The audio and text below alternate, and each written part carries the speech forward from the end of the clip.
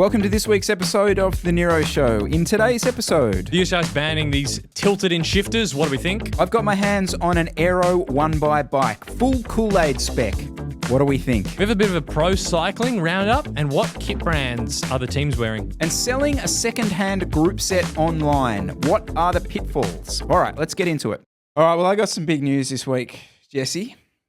I am intravenously injecting Kool Aid into my bloodstream, and I am going to let it flow for the foreseeable future, or at least up until to it and under. That is a very, very bizarre metaphor for me to say that I'm gonna ride a Cervelo S5 for a couple of weeks. Oh my God. Oh yeah, ladies and gentlemen, boys and girls, Chris Miller is already freewheeling turns as we speak. So basically I'm going to get a chance to ride one. There's going to be some test bikes, Cervelo doing test bikes at 2 and under. They gave me the opportunity to ride one. Well, okay, so hang on. That's not the full story. They gave me the opportunity to get a frame that I could then build up for a couple of weeks. Is you good?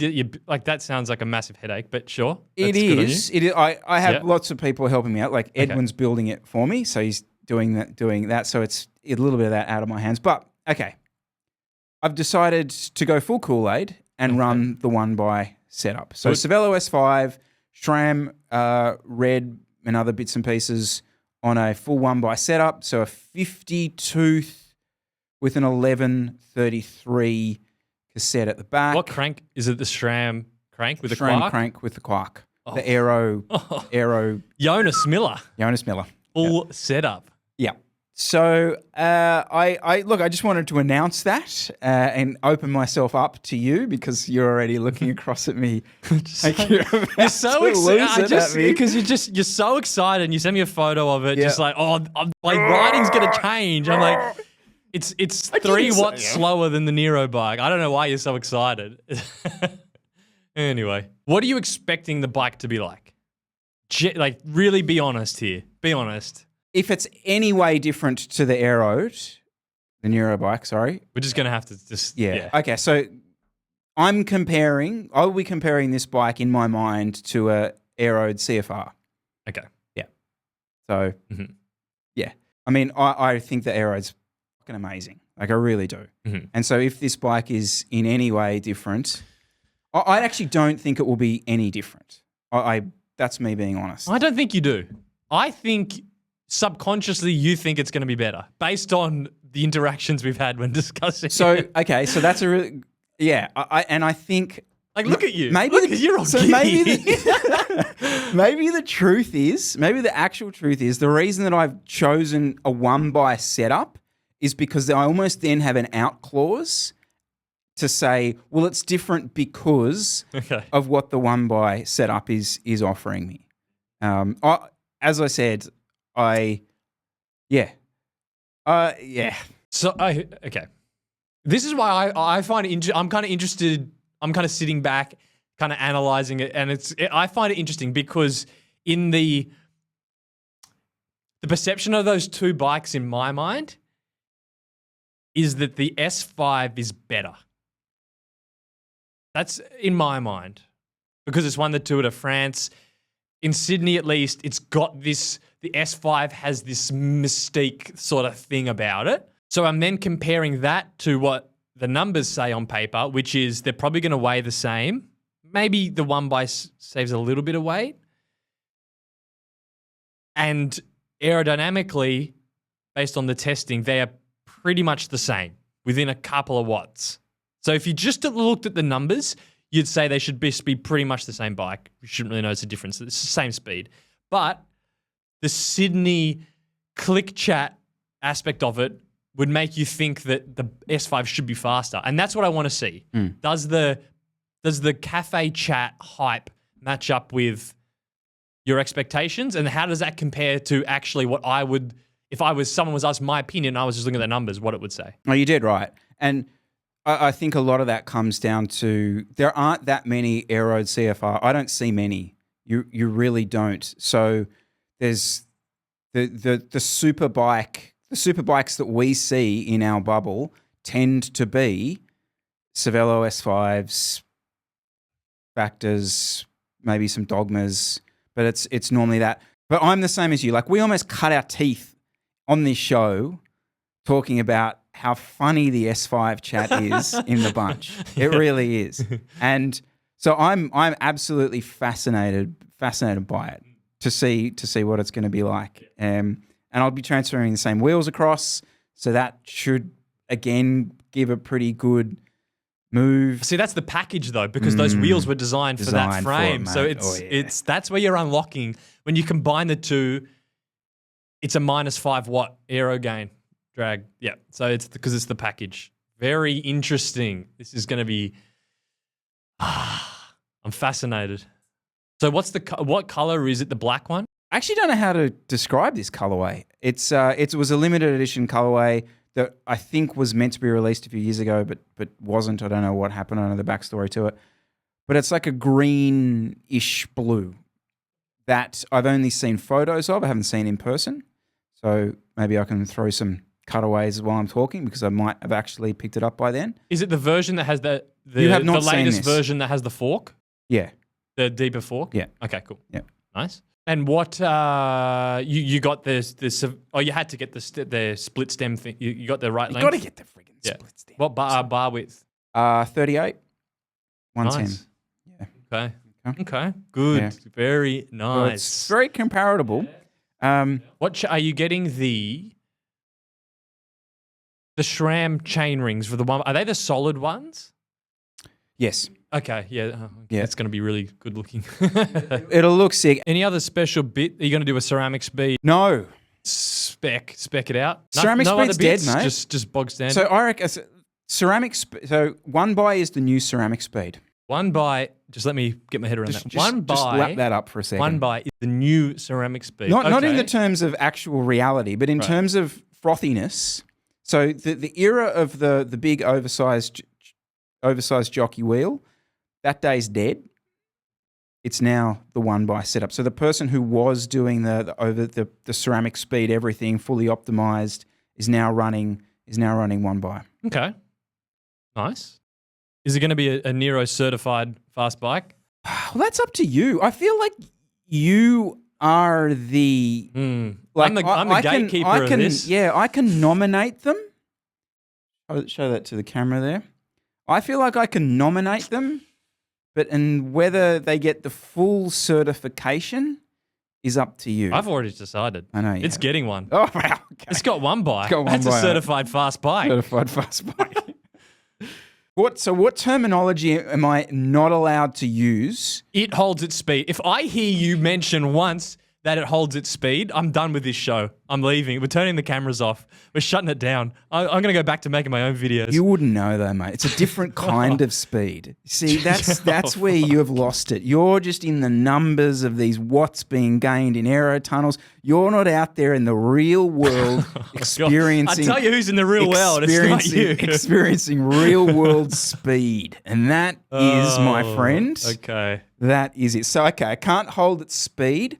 What about stiffness? So am I allowed, how can I, it's so stiff you don't even notice it. Am I allowed to go that route or? No, stiffness I'm interested in. Okay. Stiffness I want to know. All right. I'm interested. Smoothness I'm interested. Mm-hmm. Steering, descending, does it turn itself? I'm interested to know that. That's what I want to know. Bob and head times? You gotta want to know a bob and head time. Yeah, bob and head What's time. 350 get me up bob and head? CP lap time at 300 watts. Yep. Need to know. Anything like that. Yep. Anything besides it holds its speed would be nice to know. You're also not allowed to say it's a bit slow to get up to speed. Yeah, quality. Please spare me. I'm not interested. So we could leave that one out. What about climbing? How am I meant to frame climbing? Because the standard aero bike climbing chat would go along the lines of, this isn't its natural environment, but you're gonna do the but. It holds its own up there. Don't get it around 5% gradient. It's still well and truly holding its. All right, Cam Nichols. Okay, let's save that. So go above 6% is where you really notice it. I'm just kidding with Gabby. He actually does test the time, so I'm just taking the piss there. But that sort of it just begs to be ridden out of the saddle. I can be done with that. I like that. We can just I might leave roll that. with that one. Weight? I'm interested to know the weight. One by SRAM Red, and the reserves. Let's have a they're guess. 40s. Let's mil have a wheels. guess. Can we have a guess? Yeah. So it's been built up. I'll sort of give you the specs. So one by, as I said, it does have that nice SRAM Red cassette on it, the 1133. 1133. Oh, Yeah. that's not that big. No. I thought you'd go bigger for one So you can get an 1130. I don't want to speak out of turn 6, but that's a 4 spec. Oh, Ugh. yuck. That's disgusting. No. Do but, not. But Yep. seriously, that was the anyway. But so it's light. That my point there is the 1133 is pretty light.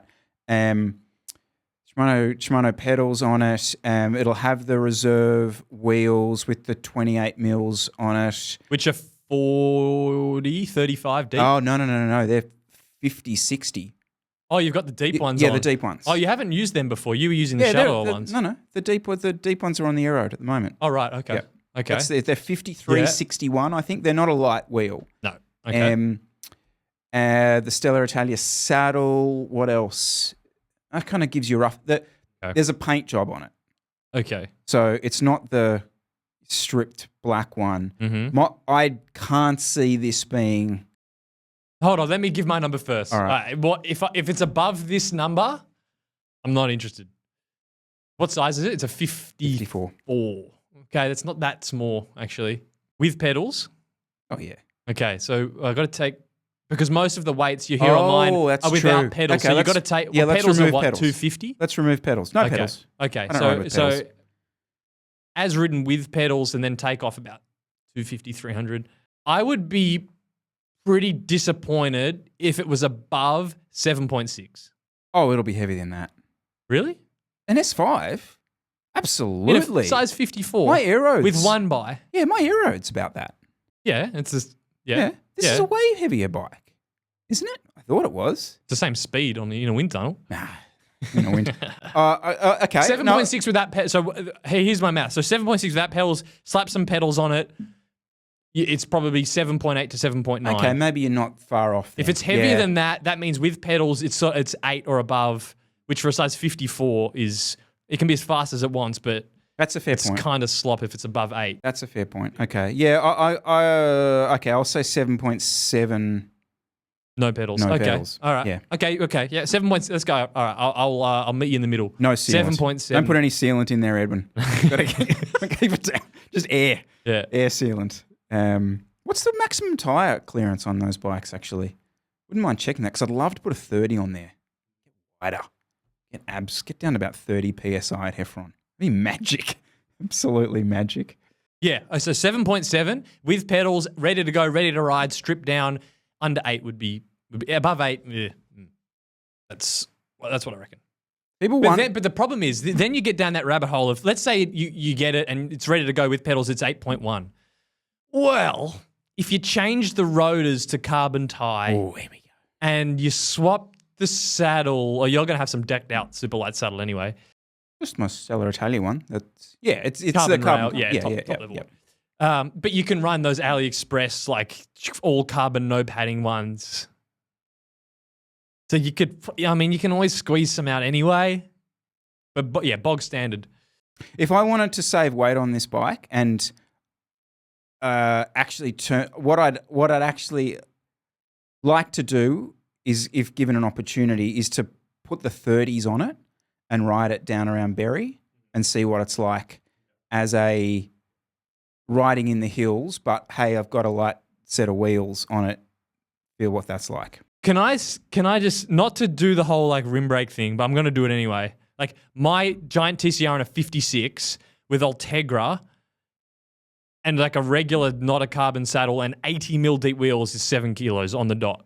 So if you aero bike, disc brakes, wider width, wheels, wider tires, so all the advantages of all that. I can take a kilo more. That's the maths I'm doing in my head. Yeah. I'd agree with that.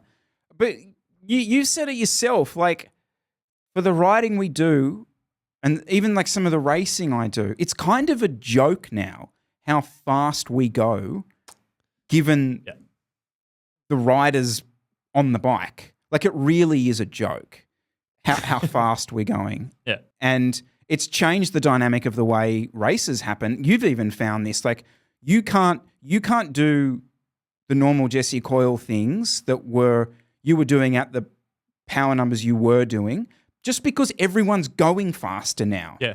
Like, Chris Miller's able to weld you that little bit easier because he's welding off the back of some other person's weld that's a little bit faster than it was. And that's kind of due to these fatter, wider, heavier bikes we're riding. It is true. In certain courses, like at Heffron, with the course, the road surface is rough, it's legitimate. Like, but because everyone was just narrower tires, higher pressure, everyone was just carrying around so much drag already that, everyone was just cooked and you'd be able to split the field. Now, guys, it sounds like a joke, but guys are literally humming along like yourself, and I can attack as many times as I want, doing more power than ever before. But the speeds are so much higher. You can't split it like you used to. Guys would just blow up because they'd be so tired. It's a legitimate. It's changed. It's legitimately changed our local race at that course. At a West Head Road race, you're probably not going to notice because it's hot mix. It's the same. But yeah, Heffron, it's massive. Yeah. And the riders aren't fitter now. Like, the A grade, it's Sydney now is not any fitter than it was. If anything, the top level's less fit. But it's consistently like the speeds are all faster, averaged out. There's less of the guys who were on the cusp of that next leap.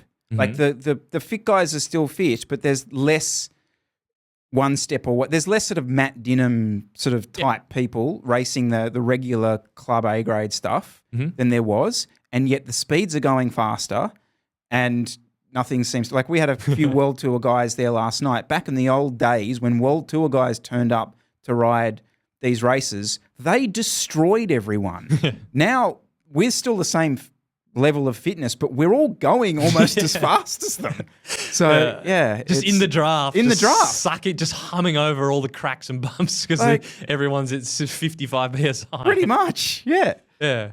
Which is annoying, by the way. I don't like it. It's boring. Everyone just hums along now. It's like, fuck this. Yeah. Some weeks we come in here and we're like, we don't have much to talk about. And we're like, let's just have a chat about bikes. This is literally the conversation we would be having on our bike at the moment. All right, so there you go, guys. That's the Chris Kool Aid bike coming to an Instagram post near you sometime soon. I'll let you know how much it holds its speed and how quickly it turns itself in a post very soon. Is it a slow news week or is this a storm in a teacup, Jesse? It's a bit of both, I think. It could be. Yeah. All right, so we can't turn our hoods in. Have you ever run the full UK Aero spec hoods? No. You've never done it? Never done it. Okay. No. I ran 36 centimetre bars for about a year, but I've never done the full tilt in. No, you? I've done it. You've dabbled? Done it, yep. I like it. What percentage of people riding their bikes, like not just commuting to work, but riding their bikes in Lycra, do you reckon are tilting? Angling? Less than 1%? Yeah. I reckon less than 0.5%. Yes. Barely anyone over the age of 16. So in the interest of that 0.5%, let's spend 5 minutes and pretend to be really interested in it. No, I don't know. This did seem to blow up on Twitter and other bits and pieces, didn't it? So what are we talking about here? What's the UCI when it came done? out, because the news came out just as we had uploaded last week's show, and it's like, you missed the chat about the hoods thing. It was like the biggest news ever that you can't tilt your hoods in. It's like, okay, it's not that big a deal, but all right, what do we think? What do you think first? I mean, I've got an opinion, but You go first. Okay, so I mean, everyone probably knows what it is, but for those that don't, to get more aerodynamic on the bike, people tilt their shift levers inwards so that it gets their hands a bit narrower, pulls their shoulders in a bit more. And it got quite extreme. Riders were tilting them really far in, kind of using the back of their wrists and forearms as a bit of support. And the UCI wanting to clamp down on it because apparently it's dangerous. Now, they're saying it's for two reasons. Because it limits the braking capacity of the riders and constitutes a modification of the product beyond its intended use. So what they're saying is you can't use the brakes as well. And because the products are not being used in a way they were designed, it increases the chances of the handlebar snapping. There's two reasons there. Can't really argue with the one about it limits braking capacity. I mean, yeah, like if you're resting with like the back of the bottom of your hand sort of rested in there, you can't really grab the levers, the brake paddles. Yep. Again, I mean, I guess, but you can grab them in the hoods. Marginal. So, but okay. And the second bit though, I just didn't agree with. Whereas basically, we want to ban it because it increases the chances of handlebars snapping because they're not clamping right. So Adam Hansen then put his thoughts out. He's the leader of the Riders Union, saying he was supporting the rule. He said, there's a lot of extra stress when they're not put in the correct position designed by the manufacturer. Manufacturers design levers in a sense where they are meant to sit straight on the handlebars. It was never the manufacturer's idea that they'd be put on an incline. So, I mean, I don't know. He's saying incline as in tilted up, not tilted in. Down. Or down. Yeah, up or down. Well, an incline's up. That would be a decline. So he's being extremely vague. I don't know what he's talking about because they're banning it being turned inwards. And if it was, you've got bigger problems that the handlebars aren't safe because they should be able to take that load anyway. So that whole second point about, well, it's increases the chances of the bar snapping, I think we can pretty much say is a bit of BS. And by the way, I will say, out of the times I've seen the handlebars snap in pro races, there's two that come to mind. There's the Mathieu van der Poel snapping on the Canyon Aero, and that was because they had that proprietary mounting system. So that had nothing to do with the angle of the levers. And then there was the Bianchi handlebars snapping as well, which again, I think that was just the handlebars weren't designed correctly. So the two examples I can think of with handlebar snapping don't have anything to do with the angle of the levers. So that's the sort of the general gist of it. Third reason that it's been banned is just it's horrendously ugly, and just I hate that look of the person down there in that position with like the Aero gloves coming up and they're in that like doggy position. No, not a fan. I completely disagree. That's what makes the sport interesting, is seeing people ride in different positions. And yeah, traditionally it is conventionally ugly, but it's interesting to watch. Like watching Taco van der Hoorn in a breakaway at the Tour de France, when he rolls his turn on the front, it draws your eye in because you're like, that looks really weird. And that's entertaining to watch. We can't have everyone riding stock standard everything. It's boring. I find it boring. So is the next step from this that basically everyone who's turning in just ends up on narrower and narrower bars, which ultimately probably becomes even more dangerous because then your actual ability to handle the bike is becoming less and less because you won't have the drops to turn. If I'm pretty sure they have a minimum handlebar width for the road. If I'm not mistaken, it's like 32. I could have just made that up. It's in my head for some reason that there is a minimum. That's wrong with that. But let's say so. I mean, yeah, potentially everyone just starts running like 34s, 36s. In terms of the rule itself, from my perspective, I mean, I don't have an issue with there being a limit to how far you can turn your, like, whatever the angle is. I've seen the jig pop up on the internet that they're going to use. I don't have an issue with what that angle is. Ultimately, yes, there needs to probably be some restrictions around what's done.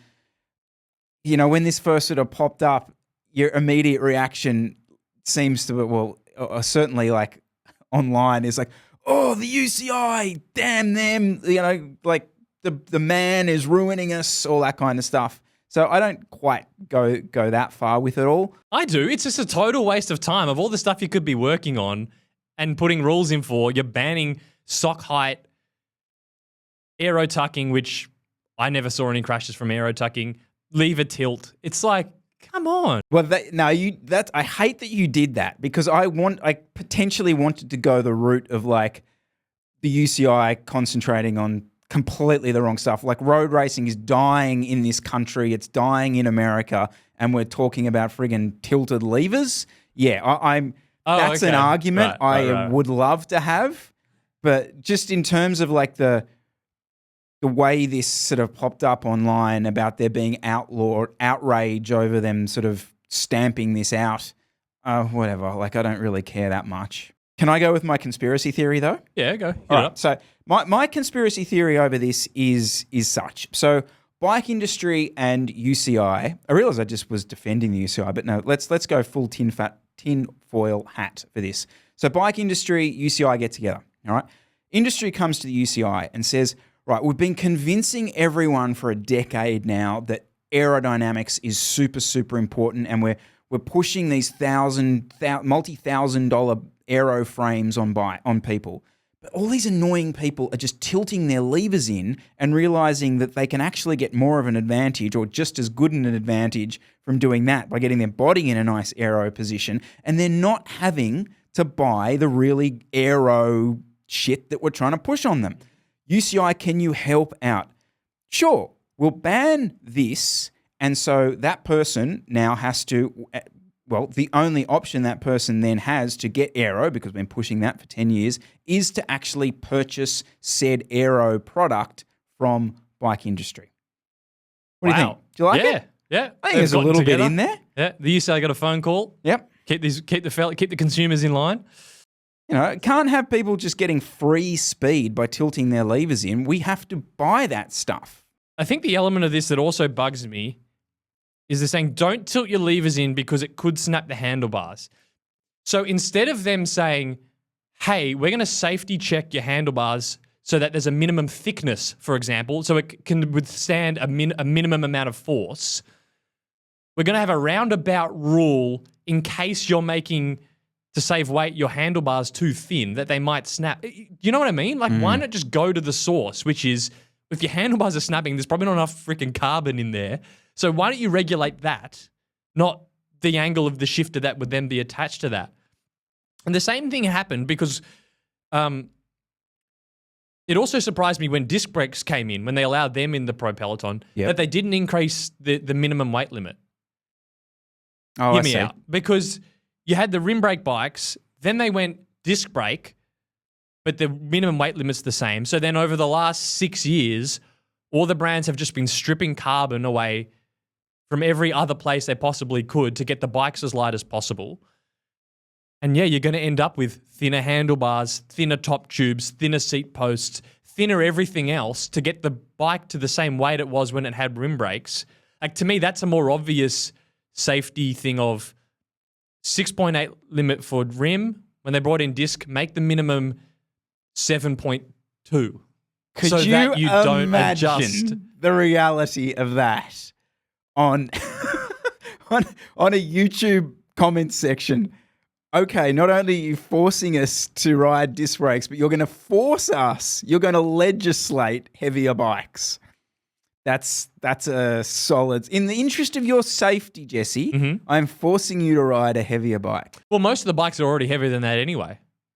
But when you've got, talk about safety.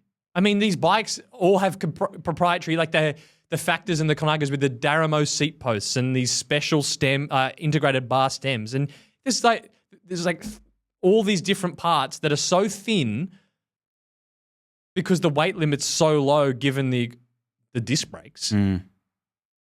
Like, it would make more sense to me if they had said, hey, we're going to implement different weight limit, or, as I said, different, like a thickness check on the carbon in the stress points of the bike. That would make more sense, as opposed to don't tilt your hoods in. We don't, yeah. But they don't do that. They let you just... But to be fair, we don't know realistically the amount of force a 70-kilo human is putting on carbon. It might be like completely negligible, and that body of carbon is well capable of handling that. I mean, you do often see the 100-kilo rider weight limit thing on it. So potentially that's a conversation we can have with someone else. I hear what you're saying, but we might be like completely in the wrong ballpark when it comes to what stress is actually on the bike. But then why say you can't tilt your levers in? Yeah. Like, it doesn't make... You know, if you start going, yeah, I'm with you, but that doesn't, what you're saying is potentially true, but that is complete opposites of saying, well, don't tilt your hoods in because it might snap the handlebars. What's more affronting to you, banning the super tuck or banning the tilt? Resonates worse with you? What riles you up more? Is it neither, or is it not comparable? Banning the super tuck annoys me more. Because it's almost insulting to a pro rider to say, we don't want you to do that because it's dangerous. It's like, well, let them decide that. Not So that annoys me more. And it's also like, well, I think it was also done probably not because they thought it was dangerous for the pros, but it was a bad look amongst juniors and things. I just hate that. It's like, let the pros be pros. Yeah, don't be a dumbass in Aero tuck on your club ride. Like that. So that annoys me more, I think. What about you? I'm the same. Like we had this conversation before, and the way I think I articulate it to you is like the super tuck. That's on you. If you get in the super tuck and you're rocketing down the hill at 100 k's an hour and you lose control and get speed normals and die, you made the conscious decision. I'm getting in the super tuck now. You need the skill to perform that skill. There's, if you go to your mechanic and say, tilt me in and, all that kind of stuff, it's potentially not as on you as the super tuck. So yeah, for me, the super tuck's more affronting to ban it because it was like if it's there, if it's attainable, if you think you can do it, do it. Whereas and plus for me, I'm the opposite to you. I hate the look of the bend-ins. Like, I know they used some ridiculous pictures during the week of, like, I think it was the 2 Down Under road bike time trial, which was all the images that they kind of used as the selling point for how bad this is. I do think that is pretty dangerous. You can't argue with that. When you have your levers tilted in so far that they're almost touching, you legitimately can't access the brakes as well, and your hands are more likely to slip off. So that first part of the argument, I think, is true. Just the safety part, in terms of the snapping, I think. What do you guys think? Storm in a teacup or, well, I don't know. What's the alternative to storm in a teacup? Yeah, let us know, guys. Selling second-hand group set items on forums and marketplaces and things like that. What an absolute friggin' minefield. So my particular circumstance was probably it's pretty unique in the sense that 3/4 of the group set that I'm selling was literally in the box, not used, in the box, because it was meant to be used for a build that never happened, okay? So I've got this 3/4 of a group set in a box. What was the group set? Shimano Di2 12-speed Durace disc. I probably would have bought anyway. I didn't see a chance. I'm banned from Bike Market. It was on Instagram as well. Was it? Yep. Oh, okay. Yeah, put it up there. So 3/4 of it was that, and then there was cranks, chain, cassette, and the charger that had been ridden. Like, not much, but had been ridden. And so you put the post up, and I really want to sell it like as a group set. It's like, here it is, $3,500 for the full group set. Most of it's still in the package. Within seconds, can I have the rotors? And it just, so you've got, as soon as you start selling it, it just turns into this, the left rotor, can I have that one? Like, no. Oh, the chain. Oh, that's interesting. Can I get that? No. So you basically have 2 weeks of minimum of this sort of stuff. But I kind of think about it. I would do the exact same thing as the purchasing people who see this come up on a forum and go, oh, there's a rotor. I need that. Try your luck. What do you think? Like, have you bought second-hand? But that's not really second-hand. Yeah, that's where it's awkward. I know. True. Used but new. The actual second-hand stuff, and now that everything's electronic, I just go, second-hand electronic group set. Because I've had my, the batteries are great. I had a Di2 battery, the one, like the main one, just kind of died off. Like, so that stuff happens, and then what if a motor, is it warranty? Just now that so much of it's electronic, it's making the secondhand stuff a lot riskier. I do feel like it's one of these things, though, once you get into the routine of doing it, there's probably kind of gains to be made there. You know what I mean? Like, you do constantly see the same sort of people not only selling but buying the secondhand group set stuff pretty often. It'd be a small group of people that deal with secondhand parts now. Like, who's buying? Can you buy a group set? I guess no. I guess people still buy frame sets. But the problem with components is normally the reason you're buying a component is your component wore out, and so why would you then go and buy something that is already partially worn out as well? And so that was my whole rationale around selling the whole thing as a whole thing, because, normally someone has bought a frame, and they're like, okay, now I need the group set. Here it is. So that's why I wanted to try and keep it all together. But you do see some stuff come up, and they put a chain or a cassette up there, and they're like, oh, it's done, a couple of months riding. I'm like, no, it's not.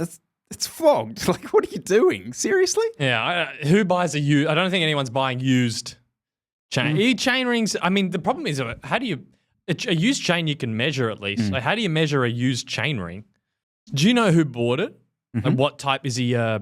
Getting into it and he's building a first bike, or is it someone that has multiple bikes and they just wanted to? Don't know that. My age, I kind of semi-know him a little bit through racing and stuff like that. Okay. So would So be they pretty race. engaged in cycling.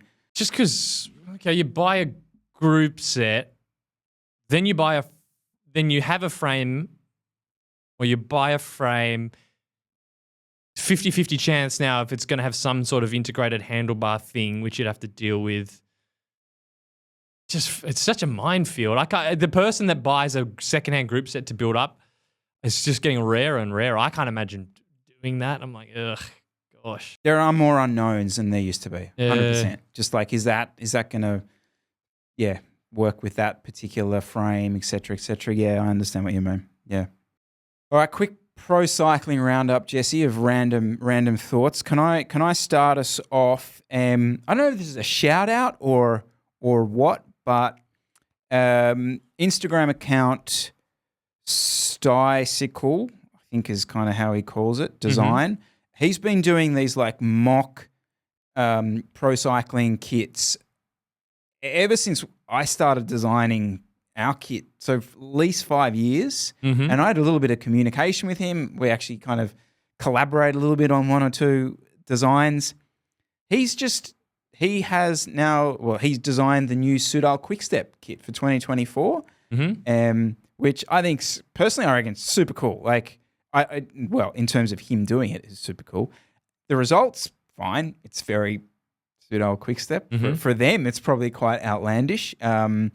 Always good to see Julien Alaphilippe showing a little bit of personality in the launch. Good on him. But yeah, I was kind of happy with that particular kit. You seen anything else that's stood out? I did see the Ineos release, and they've changed manufacturers. And you kind of know that the kit manufacturers, don't you? So they've moved to Gobic. Yes. Who were Movistar. Okay, nice. Now they've leaned more into the orange, and they've also got that on their bike.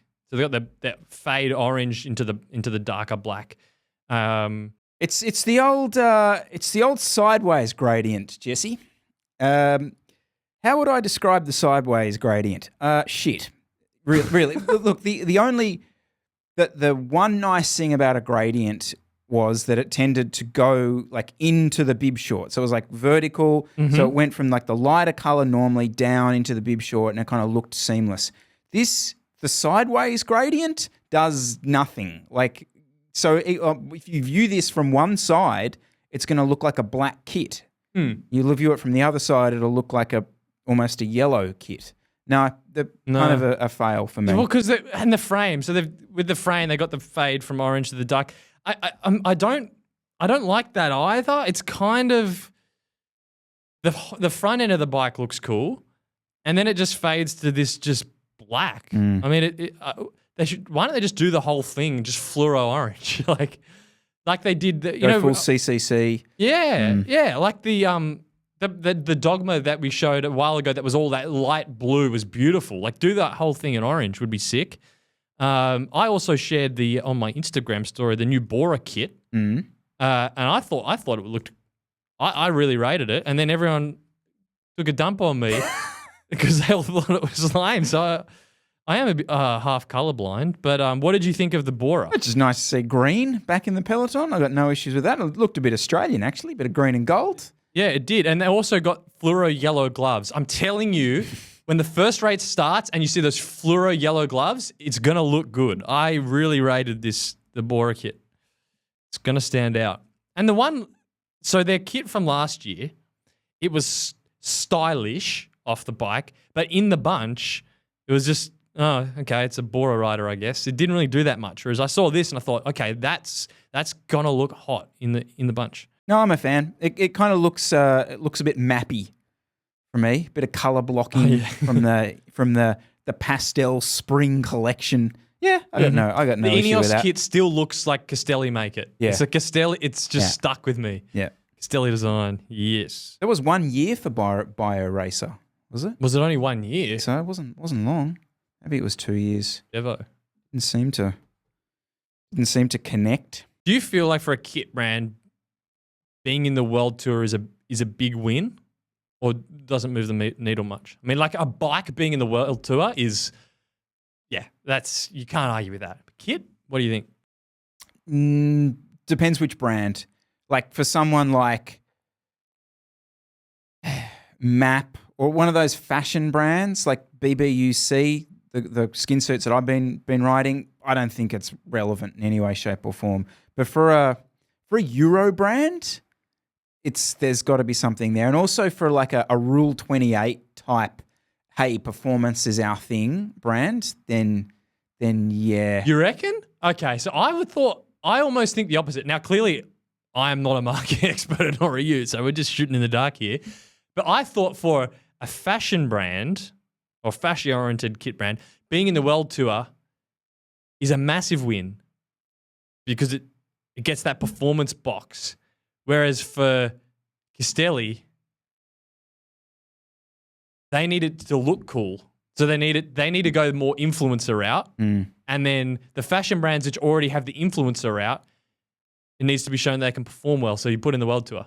True. I think the team matters as well because I remember Simon Mottram, the Rafa guy, saying that because they partnered with Sky there for that period of time, was like their first introduction into the World Tour and everything, and it was massive from an eyeballs perspective, but it kind of hurt their almost like their motto, their like the branding of it. Right. Okay. Because Sky was so associated with metronomic, boring, like performance, whereas the fit with EF being we're the party team, like left of center, is more of a fit for their brand. Maybe that's probably thinking higher up the food chain, but is Rafa the last, I'm going to say, kind of fashion-oriented kit brand that went into the World Tour? Can you think of any other ones recently?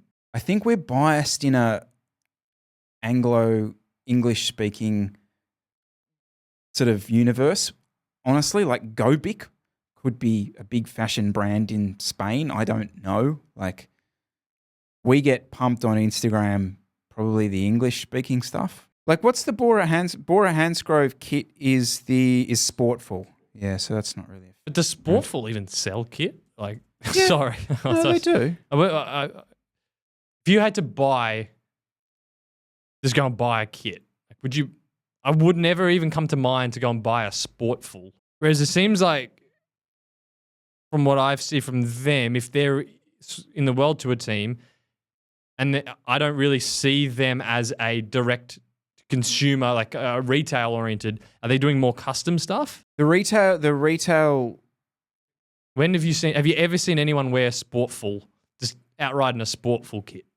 To be brutally honest with you, Jesse, the business model for cycling kit, I don't understand it. I don't. I really, really don't. Because I said this to you the other day, like it seems to go from like old mate in his garage, like selling kit as a bit of a side entity, and like massive global brand like Rafa, but they almost in Instagram kind of look the same. Do you know what I mean? Like it's very confusing to me, like who's actually making millions and millions of dollars and who's doing it as like a side hustle from their job as a cafe barista. So I don't know. It's very confusing. Maybe we should get a kit person. I know on. we need to collaborate with that podcast that all they do is talk about kit, that fashion one. Yeah. And right, because it is funny because everyone wears kit. It is the most universal thing that people buy, even more so than bikes because people have multiple kits and usually only one bike. So, but the kit brand that a team wears is usually an afterthought. Unless you're EF and it's Rafa. I feel like Rafa is a big part of the EF identity.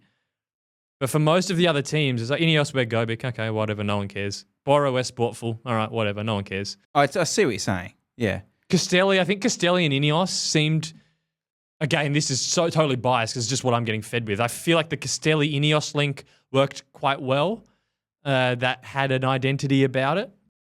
I would have thought the pitfalls for a kit brand are actually seem to far outweigh the benefits for partnering with a World Tour team. Like that Pissy brand that UAE with, they've got a massive, well, they had a lot of issues, well, the riders did, with their kit, specifically like in the wet weather stuff and the cold weather stuff. And that became very public that it affected their riders. And so therefore you've got this information coming out to a big audience saying, well, this Pissy stuff is kind of subpar. Mm-hmm. And that's hitting a lot of eyeballs as opposed to, a much smaller reach if it just had avoided that whole thing altogether. Yeah, that doesn't work out well. So the Jayco Alula kit is made by LA. Oh, yeah. ALE. ALE. Yeah. Where do you buy an ALE kit? I just don't understand. Like, what is ALE? At a bike store in Bologna. You do? Yeah, you'd go in and you'd buy an LA jersey from your local bike shop. Have you ever seen someone out wearing an LA kit? Liam Kelly used to besides Liam Kelly, those fluoro nicks. Get that in your face. Besides Liam Kelly. Have you seen anyone wearing an LA? That's why I don't understand. You're sponsoring a World Tour team. I've never seen anyone wear your kit. I just don't understand. We need to get someone on that actually knows what they're talking about. But, geez, it looks like okay, I'm not going to... It looks... Okay. I don't know how these things just go in cycles and also in terms of... Like, the geography of this stuff matters so much. I swear this is like a money laundering operation. It's like you sponsor a World Tour team. I've never seen anyone wear your kit. Like, what? Like, Pissy. I've never seen someone, and now they're a new brand, so give them time. Are they selling, are they moving stock? Like, what is going on here? Maybe it's a fake sponsorship. Maybe it's an NRS type sponsorship. So the team's actually just buying the kit. Maybe. So it's good old-fashioned, put the logo on the jersey, but we actually just bought this stuff to make it look more legit. You got to be right. It must be an Australian thing. I've seen it. All the kits I see aren't in the World Tour, but all the bikes I see are in the World Tour. I can't explain that difference. Let's go and do some hard research. Speak to some people. Maybe let's see if we can get to the bottom of this big conspiracy. Can we talk about Tadej Pogacar? Actually, before we talk about Tadej Pogacar's coming race calendar, did you see the video with him and Matt Stevens on the cafe ride thing? Yes, I saw it being promoted. Oh, you saw it being promoted. I watched it. Was it good? Yeah, it was Matt Stevens and Tadej Pogacar riding around. What did they talk about? How he got into riding. He likes baking. Usual bants. Rode away from him at 900. Yeah. It was just, he made one passing comment which I found kind of interesting where he was like, one of the things was, why did you get into riding? Like, what was the thing? And he goes, I'd see the pros in like their white helmets and their white sunglasses and white shoes and white socks and then their beautiful like white bikes or like pro bikes. And he's like, I just wanted to be a part of that. And a little second of me thought like, come to Heffron. Basically, everyone in C grade has that. Like, you know what I mean? Like, it's just that little, it's interesting how that guy's drive was to achieve that. And yet here we are sitting down chatting about people and me riding a bike just as good, if not better than his bike. And my threshold's like 300 watts less than his. Anyway. I'm gonna watch it. So I'm gonna stop. I'm gonna watch it. It's just a video I'd never watch. But I'm gonna watch it. I'm committing to it. I'm gonna do it. Right. You have to give me a full review on that next week.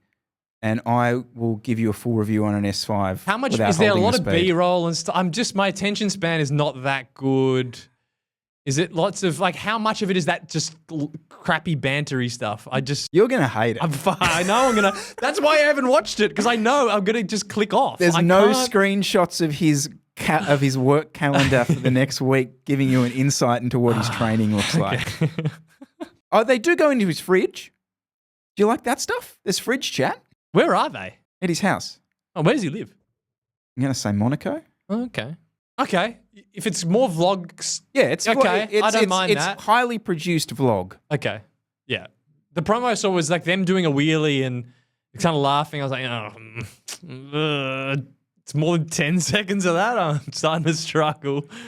There's a good bit where he's at the top of the climb and like Matt's interviewing him, and like Tade's distracted by something, and he's just like, and then he's just like, oh, sorry, I just have to. And there's this mammal who's like parked his bike up, but he's lent the bike drive side down onto like this rock wall, and the bike's like resting on the crusty rock, and Tade's like, don't lean your bike like that. It's like, it's on the drive side and it's going to scratch your bike. And this guy's like, sorry, who are you? What? And Pogacar's like, okay, we can now do the interview. I just can't deal with that over there at the moment. I just liked that. All right. Okay. Well, let's, I'm going to go click the button and going to go save to watch later. So he's going to ride the Giro. Thoughts? Oh, this was sad news. He's given up. He has certifiably given up on winning the Tour de France. I think he's just Is got that a what you reckon? bag. Nah, he's got a bag. Bag of cash. RCA have said, Tade, come on. That's what, I mean, fair enough. Like, you sure, but you're not winning. He's not winning the Tour de France next year. So, but maybe he already knew that. Maybe he kind of deep down knows I've done every little thing. I just can't match the JV. So he's just, all right, put an offer into the Giro. Here's a question. If Vingegaard wins 5 straight tours, but Tade keeps doing Tade things, let's say he wins a Grand Tour every year, wins a couple of monuments, maybe wins a World Champs in there somewhere. See, I still think Tade is going to be the more generational, remembered rider than Vingegaard, and that's not a slight on Jonas. It's just I think the way, I don't know. Maybe that's just me speaking out of turn. Someone who's not. It is. No, to it. I think I would probably agree with you. I just like the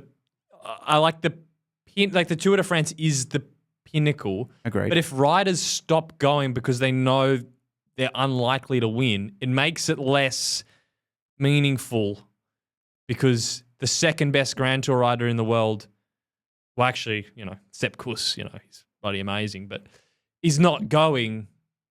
So I don't like that. I like to see everyone compete in the events that they're best in, and it makes it better to watch.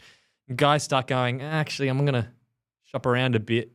Loses the luster. I'm a bit annoyed because I kind of thought the Giro was a total shit show last year, and they really should be paying for the consequences of that by having a really bad start list this year. The way that was organised, it was a joke. Like it was a joke. So, yeah, and in comparison, the Tour it's just, I hate the fact that it is the premier event because I hate the hold that ASO have on our sport. Mm-hmm. But I actually think it's getting bigger and bigger as opposed to the other. Maybe the classics are starting to help a little bit take the weight out of it, but I don't think the other Grand Tours are. Yeah. So I think you're right. I think if the main riders start pulling out of the Tour, that's not going to be a good thing, or not be at their peak. It's not going to be a good thing. This is just such a nightmare to train for. So he's Strade Bianchi, Milan San Remo. That's March. Giro in May, Tour in July, World Champs in September. I mean, Olympics, get him in the Olympics as well. Olympic Games also in July. Like, imagine trying to train for that season. It's just. But that's all good. Like, it's fine. Like, good. Readjusting your priorities. It looks like, and doing all that sort of thing. But I don't know if it's the training thing. It's just the danger of crashing thing. Like there's so many race days in there. So many chances to break your wrist again. Like, I don't know. Yeah. Good luck to him. That said, I'd love to sit here in 12 months' time and go, holy shit, he just won. Oh, I would also prefer, if I could pick someone to win the Tour de France, but I like it. I think it'd be good if he won. I just can't see it happening. No. Yeah. No, I'd prefer Remco to win the Tour. Yeah, I reckon that would be okay. just from a narrative, like sport perspective. I reckon that would be super cool because that would it'd be like a bomb just went off in the GC sort of hierarchy. Yeah, it's like he finally figured it out. Yeah, and he's it's like what? Yeah. I just reckon that would be so cool for the sport, and I've got a massive soft spot for the guy. I reckon he's got a bit going for him. How many views would that video get in his channel? Remco, how I won the Tour. It is interesting though, the pro cycling thing. Like it only takes a couple of weeks of it not being around for me to start actually getting reinvigorated for it.